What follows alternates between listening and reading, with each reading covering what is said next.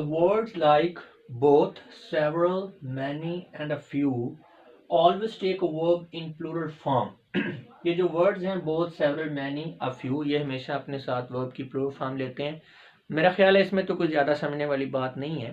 Very simple है कि जब कोई भी चीज़ जब एक से ज़्यादा तादाद में है तो उसके साथ वर्ब की प्रूफ फॉर्म आएगी. तो ये वर्ड्स आपके सामने फ्यू, मैनी, सेवरल, बोथ ये ज़ाहिर कर रहे हैं कि एक से ज़्यादा है कुछ चीज़ जिसके बारे में बात कर रहे हैं. तो ये वेरी सिंपल है, लेकिन चूँकि इस तरह की जो एरर्स हैं वो देते हैं एग्ज़ाम्स के अंदर, तो इसलिए मैंने सोचा कि इसके बारे में भी थोड़ा सा बता देना चाहिए स्टूडेंट्स को. लेकिन मोस्टली तो आपको पता ही होगा. Both of them was players, both आ गया है तो both of them were players.